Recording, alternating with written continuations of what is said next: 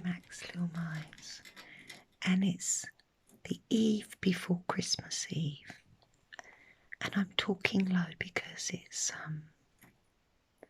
10 to 11 at night, and the dogs are all settled, and I don't know what my budgie's doing. Stop it. Shh.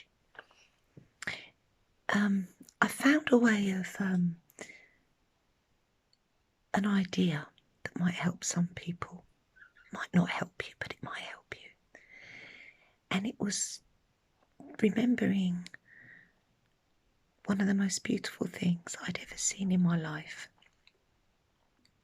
And it was triggered by my partner came home the other day, and he said to me, instead of buying you flowers, I wanted to buy you this. Now, my favourite animal is the stag, and I'll tell you why in a minute. And he came home with this beautiful ornament of a stag's head, absolutely gorgeous. And I called him Goliath. And he's over in my bedroom, and I look at him every night. He's quite a big stag. He's got really big antlers. He means a lot to me. And my partner brought him home, and I called him Goliath. And the reason why I called him Goliath is when I was feeling down a couple of weeks ago, my partner said something to me, and he said, always remember the story of David and Goliath. If you don't know the story of David and Goliath, then I suggest you read it up. But I know what he was trying to say to me, and it's really helped get me through. That Goliath was like a big monster kind of thing. And I think he was, I can't remember the story too well, but he was terrorising the villagers and stuff. And they couldn't take this big monster down. But David took one small stone and he threw it at the monster, and he killed this monster. And it took one small stone. And that is what my partner was getting across to me. Remember David and Goliath. And this sounds really silly, but that has really helped me when I see what's going on in the world at the moment. And I look over at my stag and I think of Goliath. But I want to tell you the most beautiful thing that I've ever seen in my life. And these are the things I've been thinking about during this time of, Christmas and people being on their own and all the things we talked about in the last upload. And I wanted to share this with you because it's a beautiful story. And even when I think of it now, I can still picture it. It was like any other morning.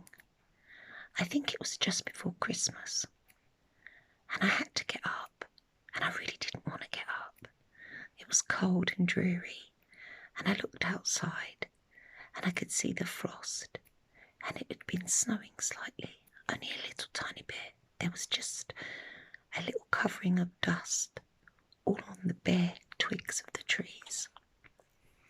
And I got out of bed, and I'd overslept. So I was a bit annoyed with myself, and I wasn't looking forward to the day ahead, the drudgery of work. And nobody wants to get up when it's freezing cold outside and have to go to work. And the morning got worse because I was running late and everything was going wrong that morning. I remember that. My partner was asleep because my partner was on nights. So I was trying to creep around and hurry up and get ready for work. I was brushing my teeth and the toothpaste went down my uniform. And then I realised that I'd gone home with the pager and the pager was still in my uniform. So then I was worried because I thought, when I go into work, I'm going to get into trouble because I took the pager home. As I stepped outside of my door to go to work, I remember my feet hitting the crunch of the frost and the little bit of snow that was there, and I could feel the freezing cold on my feet. When I looked down, I'd left my slippers on. So I had to come back in. You get the idea, it was just one of them mornings. So I get in the car and I'm trying to get the ice off and I'm getting angry. And I just felt really bad that day, you know. And I get in the car and I make my journey very, very slowly because it was the cracking of the ice, and I've never liked driving in ice or snow, but it was quite a big car I had then, so I knew I was going to be all right. But all the roads on the way to work were country roads. They weren't main roads, and I like to take the country route. I don't know, it just seems like a nicer way to travel. So as I was driving along, thinking about the drudgery of work,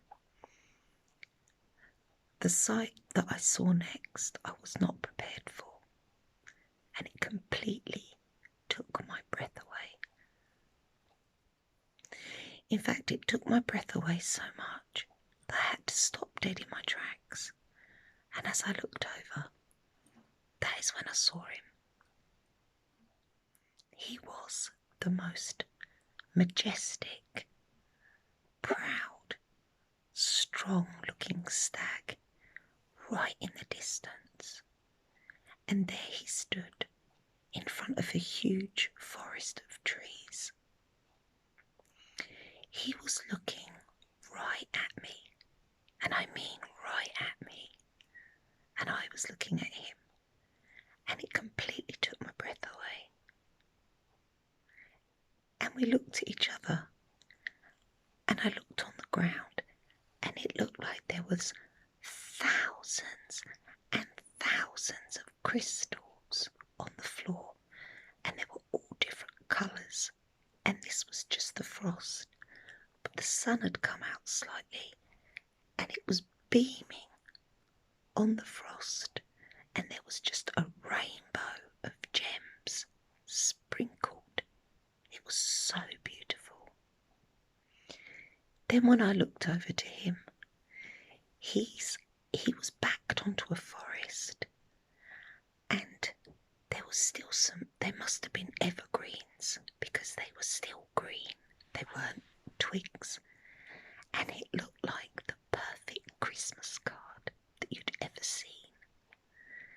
And all the dusted snow was just sitting on the edge of the trees, and there he was, powerful, strong and proud, and he stood and he lifted his head up at me, and he turned and he looked right at me, and I just could not believe the beauty of the scene that was before my eyes. He was magnificent, absolutely magnificent, and his antlers were huge, and I could feel the joy of that scene when I looked. Then he must have breathed out, and I saw, as he was breathing out, I could see the hot air come out of his nostrils. He took one look at me again, and he walked away and just disappeared. And I sat, and I sat, and I sat, and could not believe what I'd just seen. When you're down, when you feel depressed or lonely, try to remember something beautiful that's happened in your life. You might say, I can't think of anything. Yes, there will be something, I promise you. It's just sometimes when life seems bad and we feel like we can't cope, them good times get diluted by the very bad times, and we forget and we lose that. And it's very strange how we remember the sad and the bad times far more than we do with the good times and the joy.